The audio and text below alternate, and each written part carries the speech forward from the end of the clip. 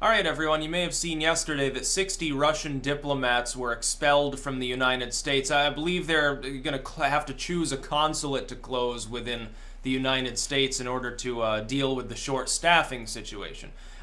One thing was actually slightly funny. This was the one, I guess, silver lining to a situation that should have really worried people, but they don't appear to be worried about it. They're like, Cold War, what's a Cold War? They don't even know what's going on. They're celebrating this like it's some great smack in the face to Russia. And I saw people shit posting about how if they wanted to close a Russian embassy, they should close the Mar-a-Lago. Because, again, the Russia bullshit, the fake collusion crap that, at this point, if they had proof of it, they would have come forward by now. They're not going to find proof of it. It's not even real. But the Russia and U.S. Twitter page, it's an official page for the nation of Russia's diplomatic efforts. They put out a poll and said, "Oh, if it were up to you, which of the U.S. embassies in Russia would you close? Because we're gonna have to close one. We're gonna expel some of the U.S. diplomats." So, I think it was Vladivostok, St. Petersburg, and one that I can't pronounce. And that's kind of funny, but can we get real here for a moment and discuss what's actually happening here? The story was, we're pressuring Russia because of that dude in the UK who was poisoned. The subtext, the real story that's hidden under that very superficial layer of bullshit, is we're in a Cold War, and this is normal diplomatic posturing between the two main nuclear powers of the world. That's what you should be concerned about. You should be concerned about the fact that we're technically 2 minutes from midnight on the doomsday clock. You should be concerned about the fact that Trump, that at first seemed to be the sort of person who would not bow before all of these morons in Congress who want to keep the Cold War going, would stand up to them and say, I'm going to have normal relations, at least on some level, with Putin, has begun to slowly erode the relationship further. He did this unilaterally. He was like, people are like, oh, the U.S. needs to respond. He's like, okay, I'm going to expel some diplomats. He could have just come out and said, well, the U.S. condemns this poisoning. We admonish the nation of Russia to show diplomatic restraint. And then, of course, Russia, as it always does, would say, well, no, you, basically. And then Trump would say, your mom. But no, that's not what he did. He went further. He said, okay, I'm going to expel a bunch of Russian diplomats. Now, there were already a bunch expelled before. You'll remember, I think several hundred diplomats were expelled, and Russia recalled a bunch. Relations between the United States and Russia right now are not improving. They're getting worse.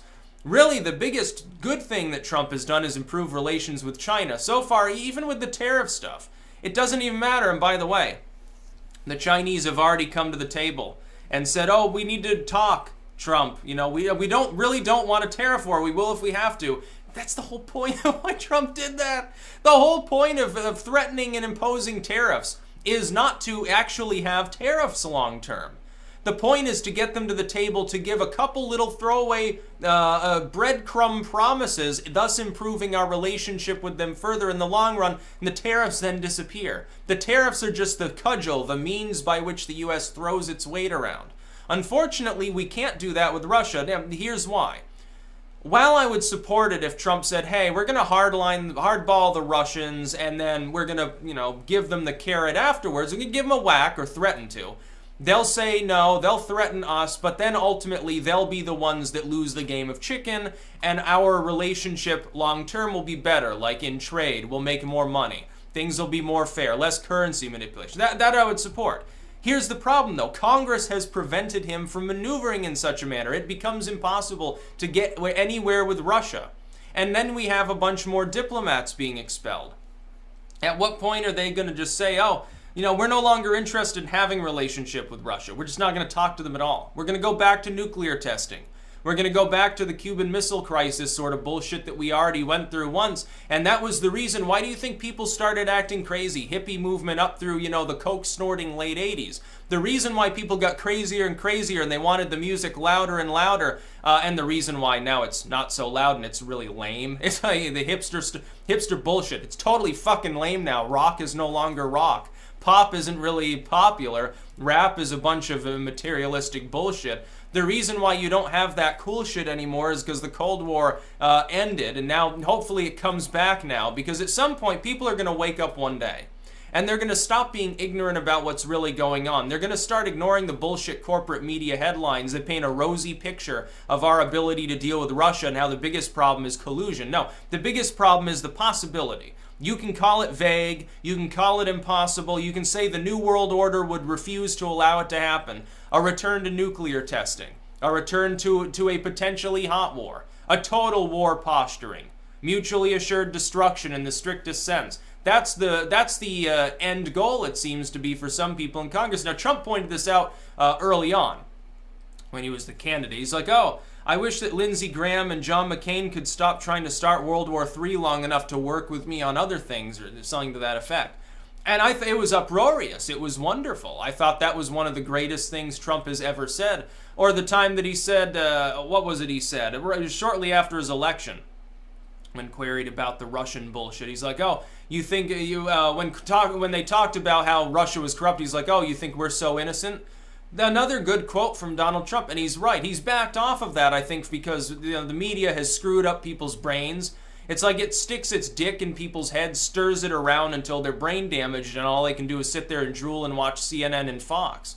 But really, people that are intelligent, that are getting their news maybe from sources that, aren't a bunch of corporate bullcrap or government co-opted in some way, I think at this point are understanding that the real danger is the Cold War itself, not collusion.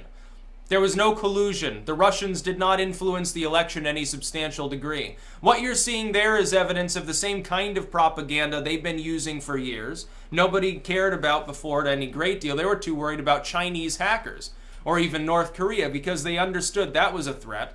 They understood Russia didn't have enough assets in order to actually swing an election here, and they don't, and they never will.